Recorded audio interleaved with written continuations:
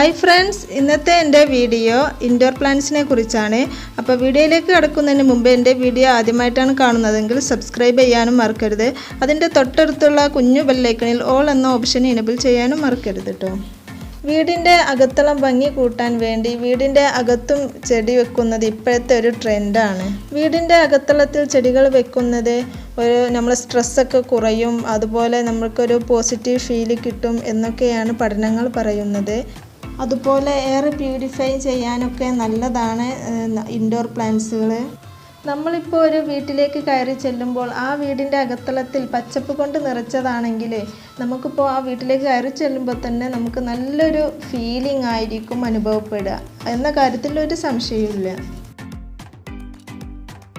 Indoor plants വെക്കുമ്പോൾ കുറേ കാര്യങ്ങൾ നാം ശ്രദ്ധിക്കേണ്ടതുണ്ട്. അതിൽ എനിക്കറിയാവുന്ന ചില കാര്യങ്ങൾ നിങ്ങളുമായിട്ട് ഷെയർ ചെയ്യാനാണ് ഞാൻ ഈ വീഡിയോയിലൂടെ ഉദ്ദേശിക്കുന്നത്. ഒരു കാര്യം ആദ്യം തന്നെ പറയാമല്ലോ, ഇൻഡോർ പ്ലാന്റ്സ് വെക്കാൻ ഉദ്ദേശിക്കുന്നവർ അത് കെയർ ചെയ്യും എന്ന് ഉറപ്പുണ്ടെങ്കിൽ മാത്രം വെക്കാൻ ശ്രമിച്ചാൽ മതി. അല്ലാത്തവർ, കെയർ ചെയ്യാൻ കഴിയാത്തവർ അത് വെക്കാത്തതാണ് നല്ലത്. കാരണം നമ്മൾ ഇൻഡോർ വെക്കുമ്പോൾ അത് കൂടുതലായി നമ്മൾ അതിന് കെയർ ചെയ്യണം. അതിന് വളം കൊടുക്കുന്നത്, അതുപോലെ വെള്ളം കൊടുക്കുന്നത്, അതുപോലെ അതിന് സൂര്യപ്രകാശം കിട്ടുന്നത് ഒക്കെ നമ്മൾ വളരെയധികം ശ്രദ്ധിക്കേണ്ടതുണ്ട്. അതുപോലെ ഔട്ട്ഡോർ പ്ലാന്റ്സിനും ഇൻഡോർ പ്ലാന്റ്സിനും ഒരുപോലെയല്ല നാം കെയർ ചെയ്യേണ്ടത്. ഒരുപാട് വ്യത്യാസങ്ങളുണ്ട്. എൻ്റെ അഭിപ്രായം എനിക്ക് പറയാലോ, ഈ പ്ലാന്റ്സുകളൊക്കെ പ്രകൃതിയോട് ഇണങ്ങിയാൽ തന്നെ അത് ആരോഗ്യത്തോടെ വളരുള്ളൂ. എൻ്റെ ഇൻഡോർ പ്ലാന്റ്സുകൾ അധികവും സിറ്റ് ഔട്ടിൽ തന്നെയാണ്. കാരണം സിറ്റ് ഔട്ടിലാവുമ്പോൾ പ്രത്യേകിച്ച് കെയറിങ് ഒന്നും കൊടുക്കേണ്ട ആവശ്യമില്ല.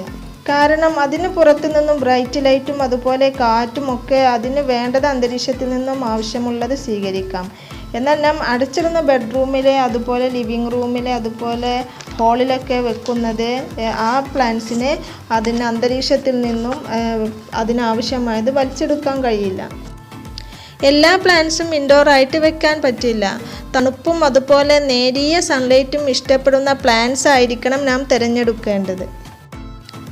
ഏതൊരു ഇൻഡോർ പ്ലാന്റ്സും 2 ആഴ്ച ഒരു കേടും കൂടാതെ അത് ആരോഗ്യത്തോടെ ഇൻഡോറിൽ നിൽക്കും. 2 ആഴ്ച കഴിഞ്ഞാൽ നാം അതിനെ എടുത്ത് ഒരു ദിവസത്തേക്കോ അല്ലെങ്കിൽ 2 ദിവസത്തേക്കോ പുറത്തേക്ക് എടുത്ത് വെച്ച് സൺലൈറ്റ് കൊടുക്കണം.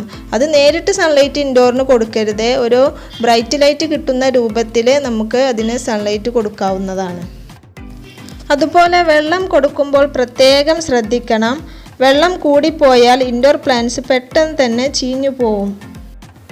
അതുകൊണ്ട് നാം ഇൻഡോർ പ്ലാന്റ്സിന് വെള്ളം കൊടുക്കുമ്പോൾ ആ ചെടിച്ചട്ടിയിൽ ഒന്ന് തൊട്ട് നോക്കിയിട്ട് അതിലുള്ള മണ്ണ്, പോട്ടി മിക്സ് ഡ്രൈ ആയോ എന്ന് നോക്കിയതിന് ശേഷം ഡ്രൈ ആയെങ്കിൽ മാത്രമേ അതിന് വാട്ടർ കൊടുത്താൽ മതി. ഇൻഡോർ പ്ലാന്റ്സിന് ജൈവവളം കൊടുക്കാതിരിക്കുകയാണ് നല്ലത്. ജൈവവളം കൊടുത്തിട്ടുണ്ടെങ്കിൽ അതിൽ നിന്നും ഒരു ബാഡ് സ്മെല്ല് പുറത്തേക്ക് വരും. ആ പ്ലാന്റിൻ്റെ വളർച്ചയ്ക്ക് ആവശ്യമായ രാസവളം കൊടുക്കുന്നതാണ് നല്ലത്. അപ്പോൾ നമ്മൾ ഈ ഇൻഡോറിൽ വെക്കുന്ന പ്ലാന്റ്സിന് രാസവളം കൊടുക്കുന്നത് നമുക്ക് ദോഷം ചെയ്യും. അപ്പം ഞാൻ പറഞ്ഞല്ലോ, നമ്മൾ വെളിച്ചം കിട്ടാൻ വേണ്ടി ഒരു 2 ആഴ്ച കഴിഞ്ഞതിന് ശേഷം നമ്മൾ പുറത്തേക്ക് 1-2 ദിവസം പുറത്തെടുത്ത് വെക്കണം എന്ന് പറഞ്ഞു. ആ ടൈമിൽ നമുക്ക് അതിന് ആവശ്യമായ വെള്ളം കൊടുക്കാം.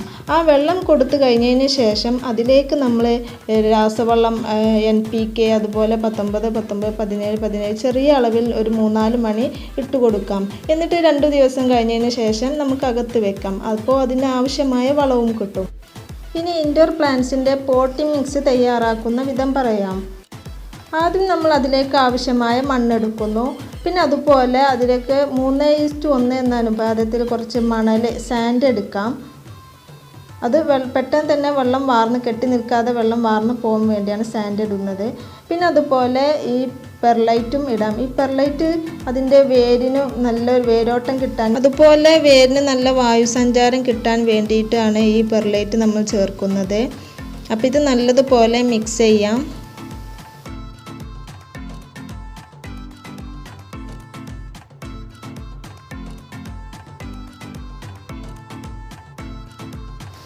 അതുപോലെ ഇതിലേക്ക് കുറഞ്ഞ അളവിൽ കൊക്കോപീറ്റ് ചേർക്കാം, അധികമാവേണ്ട. കാരണം നമ്മൾ അകത്ത് വെക്കുന്ന ചെടികൾക്ക് അതിൽ വാട്ടർ കണ്ടൻറ്റ് നിൽക്കാത്തതാണ് നല്ലത്. വാട്ടർ പെട്ടെന്ന് തന്നെ താഴേക്ക് പോകുന്നതാണ് നല്ലത്. ഈ കൊക്കോപീറ്റ് വാട്ടർ കണ്ടൻറ്റിനെ പിടിച്ചു നിർത്തും. അപ്പോൾ അതിന് കുറഞ്ഞ അളവിലൊരു വേര് സഞ്ചാരത്തിന് മാത്രം ഈ കൊക്കോപീറ്റ് ചേർത്താൽ മതി. ഇപ്പം ഞാൻ ഇതിലേക്ക് വളങ്ങളൊന്നും ചേർക്കണില്ല. ഞാൻ നേരത്തെ പറഞ്ഞല്ലോ ഇൻഡോർ പ്ലാന്റ്സിന് ജൈവവളം ചേർക്കാത്തതാണ് നല്ലതെന്ന്. അപ്പോൾ പിന്നെയും കമ്പോസ്റ്റ് വേണമെങ്കിൽ നമുക്ക് ചേർത്ത് കൊടുക്കാം കേട്ടോ. കുറഞ്ഞ അളവിൽ കമ്പോസ്റ്റ് വേണമെങ്കിൽ ചേർത്ത് കൊടുക്കാം. ഇപ്പം ഞാനൊന്നും ചേർക്കണില്ല, ഞാൻ ഇത് നേരിട്ട് പോട്ട് ചെയ്യാണ്. ഈ ഒരു ഇൻഡോർ പോട്ടാണ് ഞാൻ എടുത്തിട്ടുള്ളത്. ഈ പോട്ടിൽ ധാരാളം ഡ്രെയിനേജ് ഹോളും ഉണ്ട്. പിന്നെ അതുപോലെ വെള്ളം ഒലിച്ചിറങ്ങാൻ വേണ്ടിയിട്ട് ഒരു ട്രേയും ഇതിൻ്റെ കൂടെ തന്നെ ഉണ്ട്. അപ്പോൾ ഇതിലേക്ക് ആദ്യം നമ്മൾ ഓട്ടും കഷ്ണങ്ങൾ വെക്കാം. ഈ ഓട്ടും കഷ്ണങ്ങൾ വെക്കുമ്പോൾ പെട്ടെന്ന് തന്നെ താഴേക്ക് വെള്ളം വാർന്നു പോവും.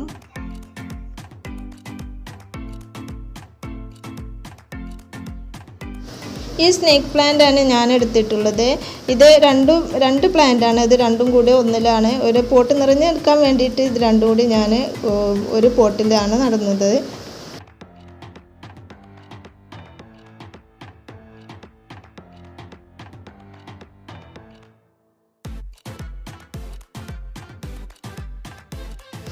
ഈ പോട്ടും അതുപോലെ ഇന്നറുള്ളൊരു പോട്ടാണ്. ഈ ഇന്നറിൽ നമ്മൾ പ്ലാന്റ്സ് നടുക, എന്നിട്ട് ഈ ഒരു വൈറ്റ് പോട്ടിലേക്ക് ഇങ്ങനെ ഇറക്കി വെക്കുകയാണ് ചെയ്യുന്നത്. അപ്പോൾ നമ്മൾ ഇതിലൊഴിക്കുന്ന വെള്ളം ആ പോട്ടിലേക്ക് ഊർന്നു പോവും.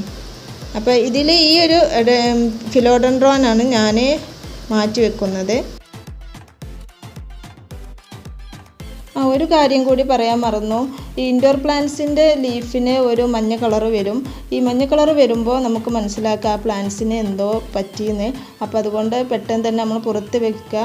വെള്ളം കുറച്ച് കുറക്കുക, വെള്ളം കൊടുക്കുന്നത് കുറച്ച് കുറക്കുക. കാരണം വെള്ളം ഏറിയിട്ടാണ് അധികം പ്ലാന്റ്സും ഈ മഞ്ഞ ലീഫ് വരുന്നത്.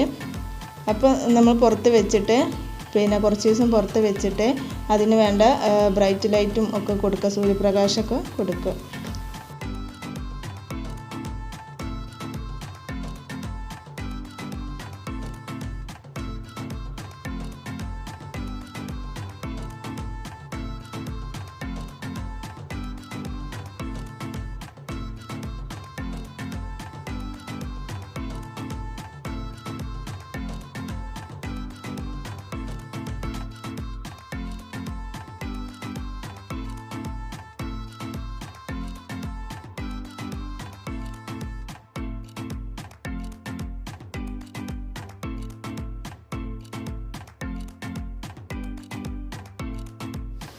പിന്നെ ഈ ഒരു പോട്ടാണ്. ഇത് എനിക്കിഷ്ടപ്പെട്ട ഒരു പോട്ടാണ്. ഇതിന് ഒരു ഡ്രെയിനേജ് ഹോൾ മാത്രമേ ഉള്ളൂ. അപ്പോൾ ഇതിന് ട്രേയും ഇല്ല. നമ്മൾ എക്സ്ട്രാ ട്രേ വെച്ച് കൊടുക്കണം ഇൻഡോറിൽ വെക്കുമ്പോൾ.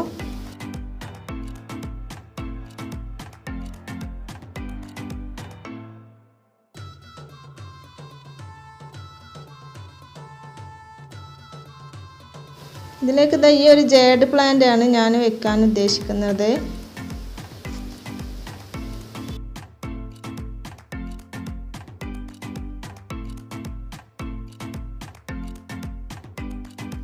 ഈ പ്ലാന്റ്സിൻ്റെ പേരാണ് ഫിലോഡെൻഡ്രോൺ. നല്ല അടിപൊളി പ്ലാന്റാണ് ഇത്.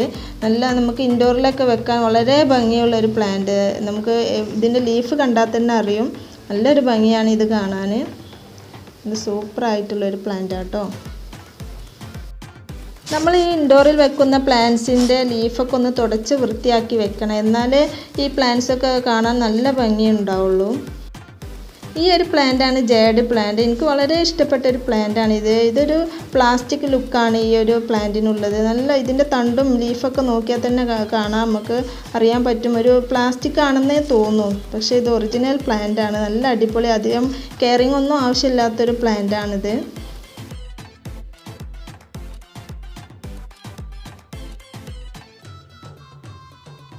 അടുത്തതായിട്ട് ഈ ഒരു പ്ലാന്റാണ് നമ്മൾ കോമൺ ആയിട്ട് കാണുന്ന ഈ ഒരു സ്നേക്ക് പ്ലാന്റ്. ഈ പ്ലാന്റും വൈറ്റ് പോട്ടിലേക്ക് വെക്കുമ്പോൾ പ്രത്യേക ഒരു ഭംഗിയാണ്. പിന്നെ ഇതിൽ അതുപോലെ കുറച്ച് ബബിൾസൊക്കെ ഇട്ട് കൊടുക്കുമ്പോൾ ഒരു പ്രത്യേക ഒരു ഭംഗിയാണ് ഈ ഒരു പ്ലാന്റിന്. ഇത് ഇൻഡോറിൽ വെക്കാൻ പറ്റിയ, നല്ല എയർ പ്യൂരിഫിക്കേഷനൊക്കെ പറ്റിയ ഒരു പ്ലാന്റാണ് ഇത്.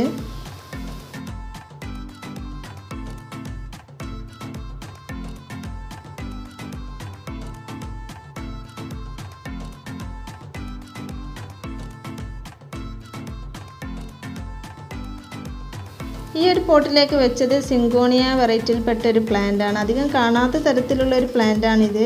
ചെറിയൊരു ലീഫായിട്ട് ഒരു ഗ്രീനും അതുപോലെ വൈറ്റും കൂടിയുള്ള കളർ കോമ്പിനേഷനാണ് ഇതിൻ്റെ ലീഫിൽ.